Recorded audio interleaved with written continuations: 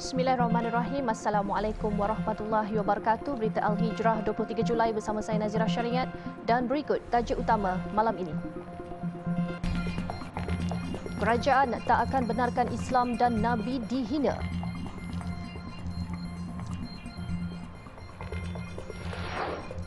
Juga kontena terbalik tapah sesak 7 km.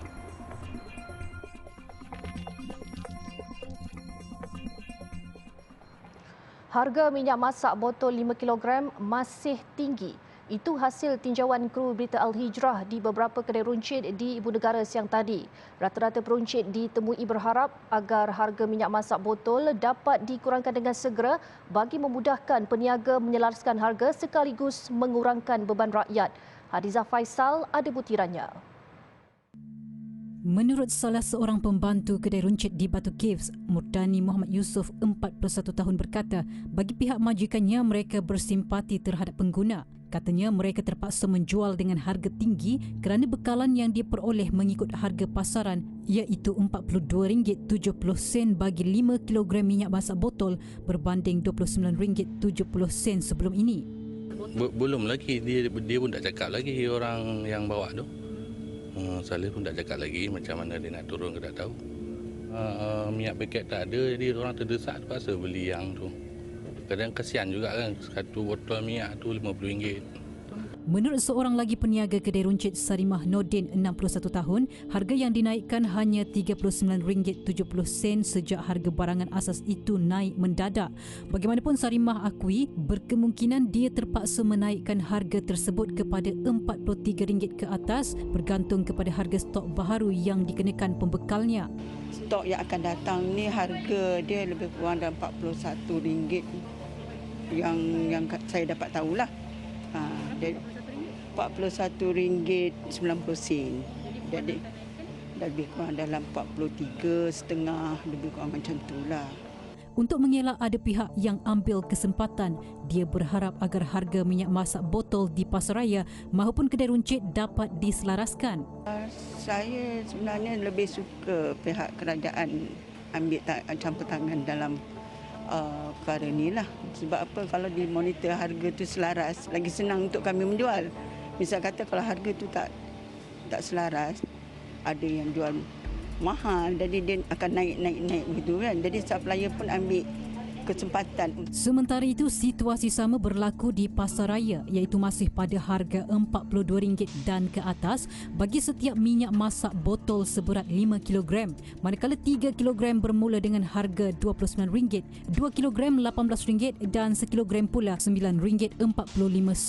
Pengguna ketika ditemui berpandangan harga minyak masak kelapa sawit tempatan dilihat lebih tinggi berbanding minyak masak import. Dibandingkan dengan minyak-minyak biasa ni lebih mahal, sampai RM45 pun ada kan. Jadi itu macam tak masuk akal lah bagi kita lah kan, dengan pendapatan kita yang tak seberapa sebenarnya. Harga barang makin melonjak, macam tak manasabah lah kan. Kita ni golongan-golongan B40 ni memang tertekan sangat lah dekat bandar ni kan. Memang kita layak digelar miskin bandar lah. Paling tinggi pun sebab agak tengok yang harga yang sebelum ni 40 lebih, lepas tu tengok harga dia dalam tak turun pun. Sama juga, masih sama lagi. Kalau kedai runcit? Kedai runcit pun rasanya sama juga.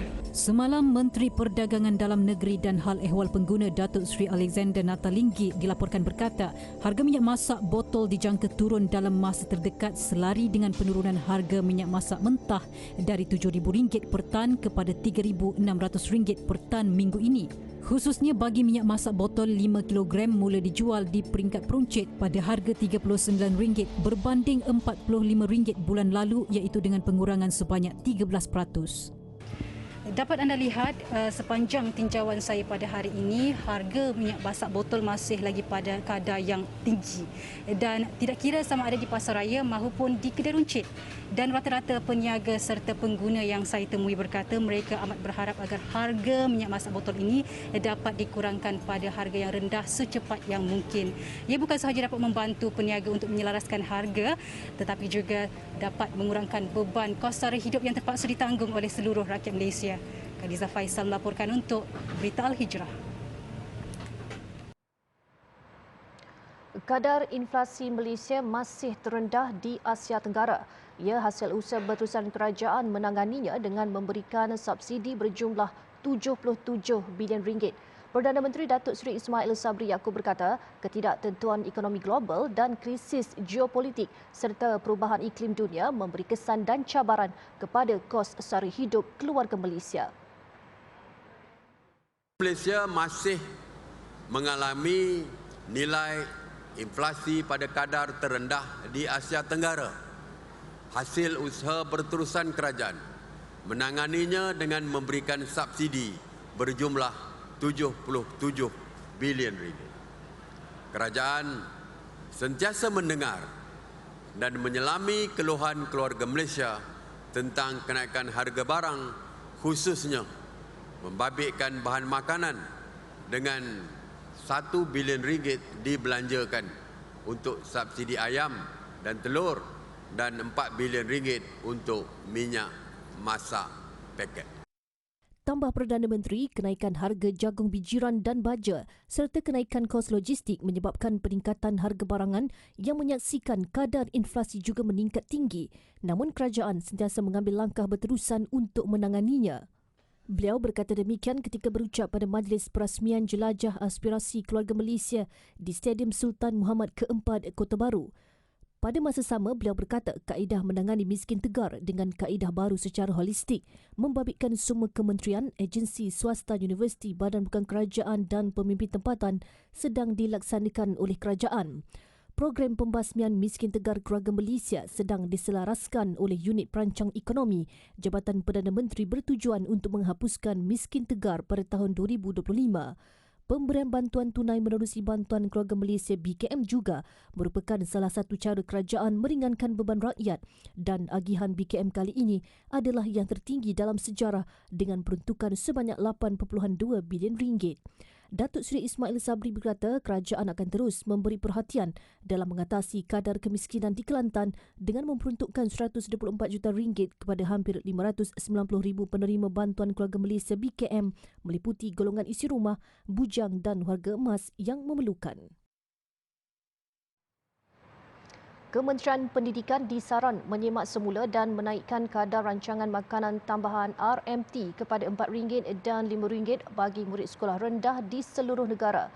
Setiausaha Persatuan Pengusaha Kantin Sekolah Malaysia PPKSM Siti Nurmah Mat Desa berkata, kenaikan kadar itu wajar seiring kenaikan harga barangan semasa. Beliau berkata sudah tiba masanya KPM mengambil cadangan Menteri Kesihatan Khairy Jamaluddin Abu Bakar untuk menaikkan kadar RMT kerana kali terakhir semak semula kadar RMT adalah sekitar 7 tahun lalu sekitar 2014 hingga 2015. Ketika itu harga bahan mentah dilihat masih stabil. Kadar sama tidak boleh diguna pakai untuk situasi ekonomi ketika ini. Katanya pihak persatuan banyak kali menyuarakan perkara ini ke KPM sejak 2016 namun tiada maklum balas sehingga kini. Semalam, Kementerian Kesihatan KKM mencadangkan kadar RMT bagi murid sekolah rendah dinaikkan kepada RM4 di Semenanjung dan RM5 di Sabah, Sarawak serta Labuan. Menterinya Khairy Jamaluddin dilaporkan berkata, peruntukan KPM sedia ada iaitu RM2.50 bagi murid di Semenanjung dan RM3 di Sabah, Sarawak serta Labuan adalah tidak mencukupi untuk menampung perbelanjaan kos bahan mentah mengikut menu RMT.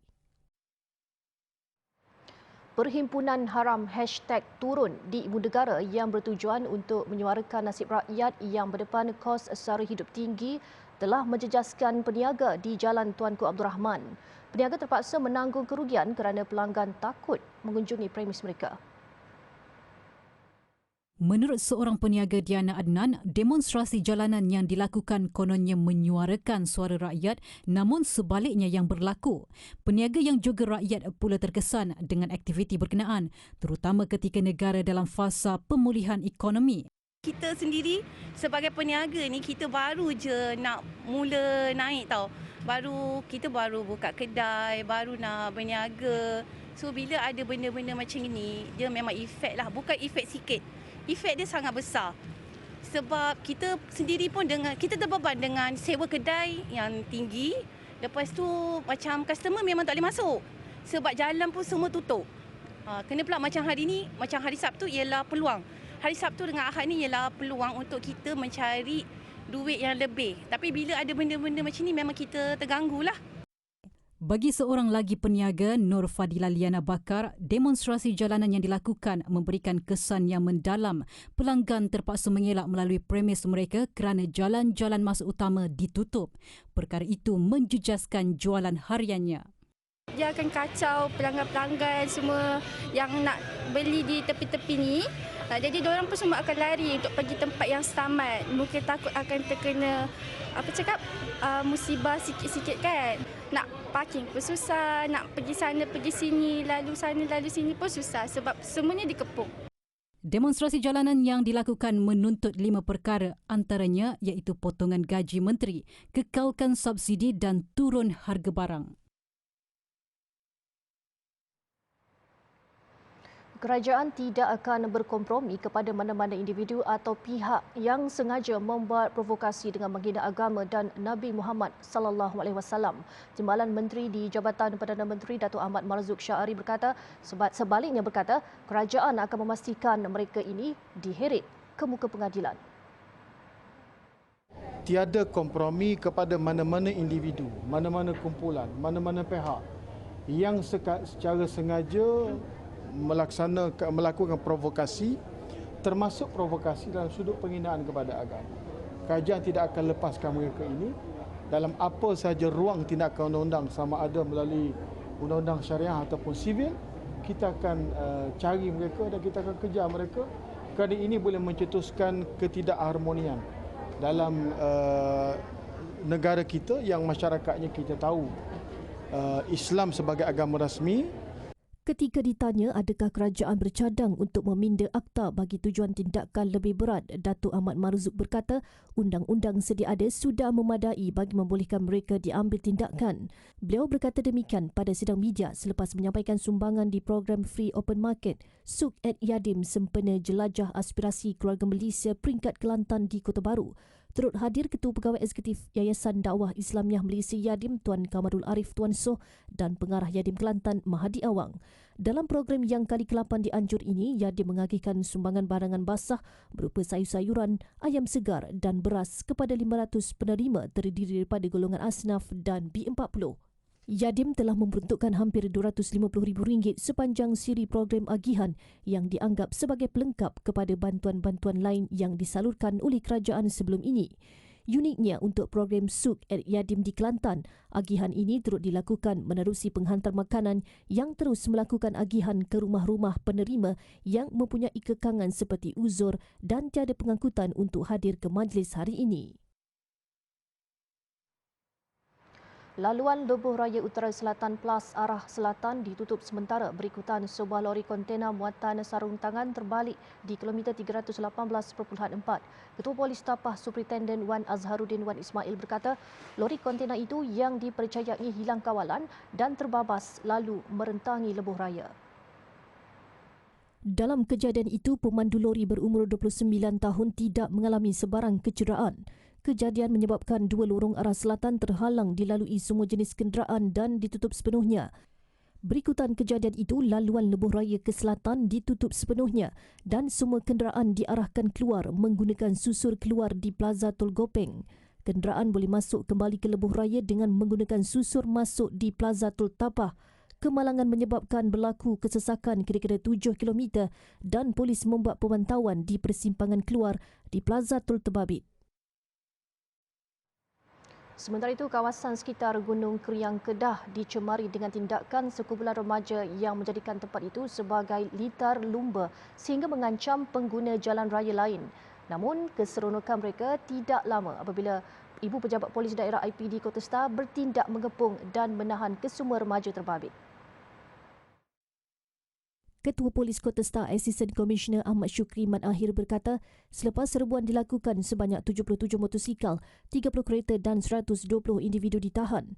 86 saman dikeluarkan ke atas penunggang motosikal dan 30 pemandu kereta. Antara kesalahan dilakukan ialah tidak memiliki lesen memandu, ubah suai kenderaan, tiada cukai jalan dan tamat tempoh serta kesalahan berlumba. Daripada jumlah itu, 13 motosikal disita. Kebanyakan kesalahan ni tidak mempunyai lesen memandu dan juga ubah suai motosikal. Ini kesalahan yang paling banyak. Dan ada juga antara pemandu-pemandu kereta ni yang sebagai penonton ni, mereka juga tidak mempunyai lesen memandu dan kita keluarkan saman ke atas mereka juga. Katanya kesemua mereka ditahan berusia 16 hingga 30 tahun, malah ada di antaranya pelajar sekolah. Jelas Ahmad Syukri, ibu bapa dan penjaga remaja ini dipanggil dan diberi nasihat dan teguran supaya mengawasi dan memantau pergerakan mereka. Berpuluh maut dalam banjir besar Iran. Alhamdulillah, bertemu kembali. Parlimen Ketereh dipilih sebagai lokasi pertama kawasan luar bandar di negara ini yang akan menikmati perkhidmatan internet 5G berkelajuan tinggi. Projek tersebut akan memberi peluang kepada masyarakat luar bandar di kawasan berkenaan menikmati kebaikan perkhidmatan internet 5G.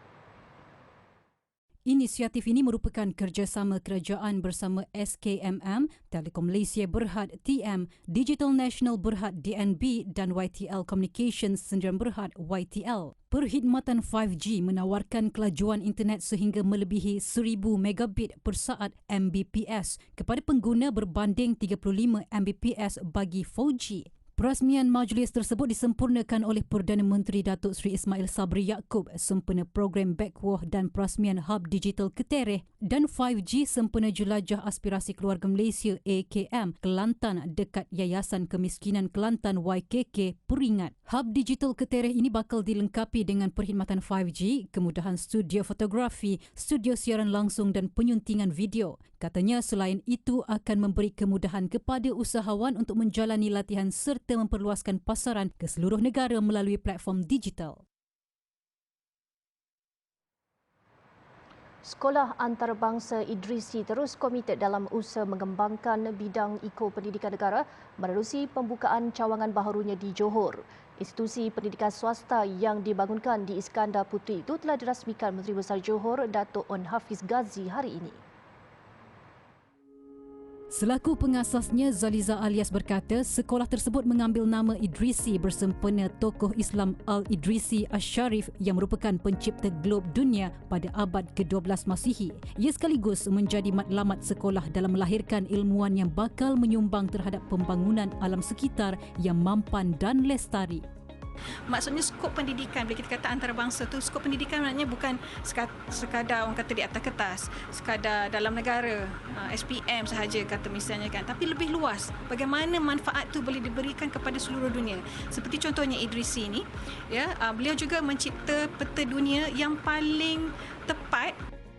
Ketua Akademik Idrisi Mustafa Shemari menjelaskan sekolah itu bakal meneruskan penerapan pendidikan nilai-nilai murni dan kesedaran tentang alam sekitar sejajar konsep Eco-Islamik. Di samping sesi pembelajaran prasekolah, rendah dan menengah akan mengikuti silibus yang dirangka Cambridge Assessment International Education CAIE. So we focus more on the Islamic values there. While here in Edge City, Johor, our students are mixed, some Muslims, some non-Muslims. So that's why we separate programs for Muslims, programs for the non-Muslims, and that's what we are investing here. But so the values are the universal values that all humans can share together.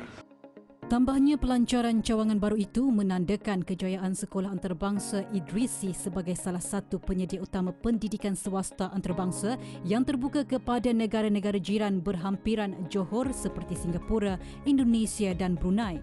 Cawangan baharu itu terbina susulan berjaya mencipta nama melalui kampus induknya di Setia Alam Selangor yang menerima pengiktirafan 5 bintang melalui penilaian standard kualiti institusi pendidikan swasta SKIPS oleh Kementerian Pendidikan Malaysia KPM. Pendaftaran bagi Sekolah Antarabangsa Idrisi telah dibuka untuk sesi persekolahan September ini.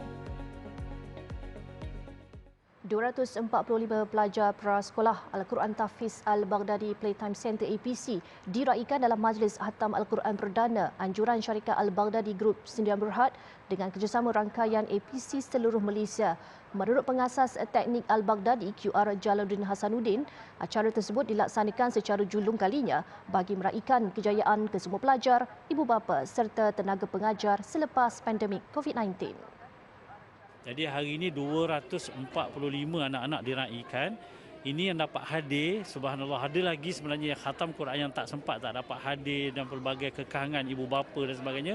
Kami sangat bersyukur, tahniah kepada pengusaha-pengusaha tadi kat APC, Al-Badani Playtime Center sebagai sebuah prasekolah Al-Quran dan tahfiz yang insya-Allah modulnya memang banyak menekankan pada Al-Quran sehingga anak-anak mampu khatam Al-Quran di peringkat 4, 5 dan 6 tahun.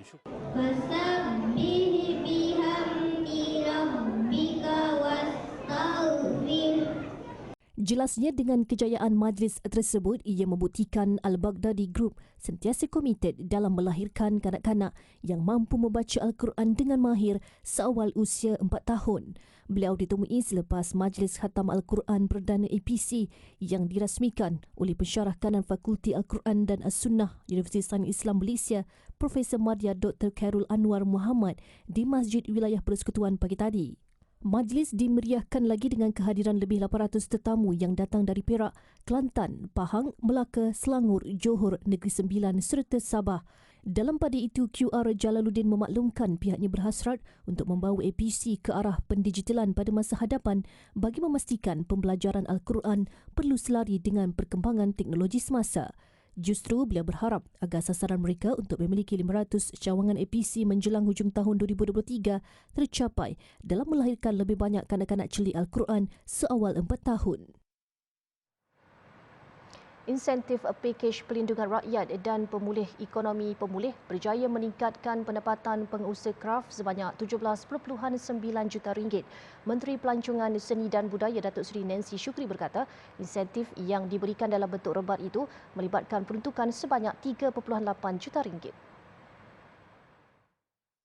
Bantuan pemberian ini dapat membantu memulihkan perniagaan usahawan kraf yang terkesan akibat COVID-19 dan merancakkan kembali industri kraf negara.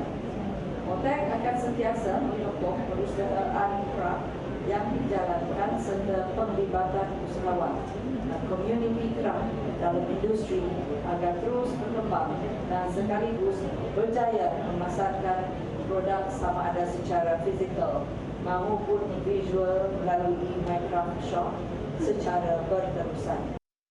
Selain itu, pihaknya turut memberi bantuan wang tunai sebanyak RM1,500 kepada usahawan kraf yang terjejas di Langkawi bagi merancakkan kembali industri kraf negara.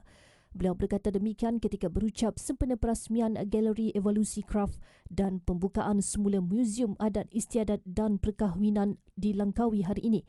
Pembukaan galeri serta muzium itu sebagai nilai tambah bagi sektor pelancongan di Pulau Pelancongan itu.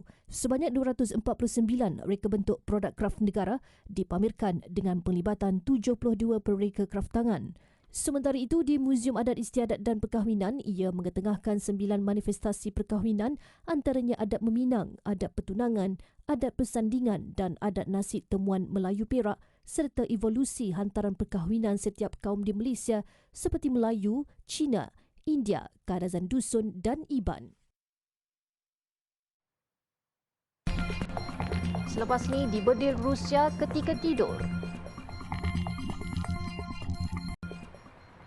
Laporan luar negara, sekurang-kurangnya 21 orang maut dalam banjir besar di selatan Iran. Hujan lebat sejak petang semalam yang melanda wilayah Fars telah menyebabkan beberapa bandar di daerah Istihban terjejas. Hujan lebat itu menyebabkan banjir teruk di bandar Ish dan Rutbal Istihban. Ramai rakyat tempatan dan pelancong yang berada di tepi sungai terperangkap ekoran paras air sungai naik mendadak. Dalam video yang tular di media sosial menunjukkan puluhan kereta di bawah arus deras di perkampungan Sultan Shahbaz susulan empangan Rutbal melebihi paras. Jabatan Meteorologi Iran meramalkan hujan lebat berterusan di kawasan yang mengalami musim kemarau sebelum ini akibat perubahan iklim. Pada 2019, 70 orang terbunuh dalam banjir besar di selatan Iran dan menyebabkan banyak kerosakan teruk yang dianggarkan kerugian bernilai $2 juta Amerika.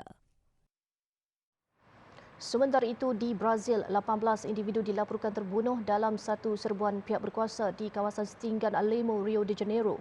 Lokasi itu dilaporkan menjadi sasaran polis, ekoran menjadi tempat persembunyian ahli kumpulan jenayah terancang.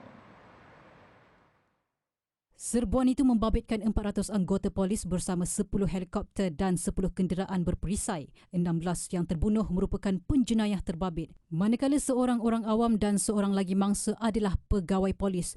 Kejadian tembak-menembak itu berlaku sepanjang hari dan menyebabkan ribuan penduduk di setinggan itu terperangkap di rumah sendiri. Menurut polis, tujuan serbuan ialah untuk mengesan dan menahan suspek jenayah terancang yang bersembunyi di kawasan setinggan. Pasukan polis Rio de Janeiro kerap menjalankan operasi berdarah di penempatan setinggan sekitar bandar itu dalam usaha menumpaskan kumpulan berkenaan terutama yang terlibat dalam kegiatan selundup dadah.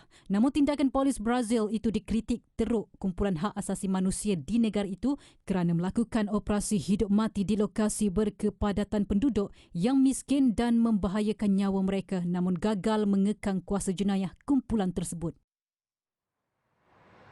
Tentera udara Rusia melancarkan serangan di utara Syria, Idlib. Salah satu bedilan itu terkena sebuah rumah yang mengorbankan 7 orang termasuk 4 kanak-kanak yang juga merupakan adik-beradik. Serangan berlaku di perkampungan Al-Jadidah di bandar Jisri Shahur itu turut mencederakan 12 yang lain. Difahamkan Rusia menggunakan pesawat Su-34 dan melancarkan 4 serangan udara pada waktu subuh. Menurut mangsa terselamat Ahyam Mozan, sebelum rumahnya dibedil, dia bersama keluarganya sedang tidur. Namun dia dan isterinya terselamat di bawah runtuhan. Bagaimanapun kesemua 4 anaknya yang berusia 10 tahun ke bawah terbunuh dalam serangan terbabit yang turut memusnahkan kediamannya. Selain rumah Ahyam, beberapa rumah turut terkena serpihan bedilan dan mengalami kecederaan. Kebanyakan mangsa merupakan pelarian Syria dari wilayah Hama yang melarikan diri ketika kampung mereka dibom tentera Bashar. Ia merupakan serangan pertama dalam tempoh beberapa bulan ini di wilayah yang dikuasai pihak penentang kerajaan rejim Bashar. Selain Idlib, sebahagian wilayah Aleppo, Hama dan Latakia masih dikuasai penentang kerajaan. Dengan itu, sekian berita Al-Hijrah. Jangan lupa ikuti kami di berbagai platform media sosial seperti Facebook, Instagram, Twitter, YouTube dan TikTok. Dan jangan ketinggalan layari alhijrahnews.com untuk lagi berita-berita pilihan dan eksklusif. Saya Nazira Syaringat. Assalamualaikum dan selamat malam.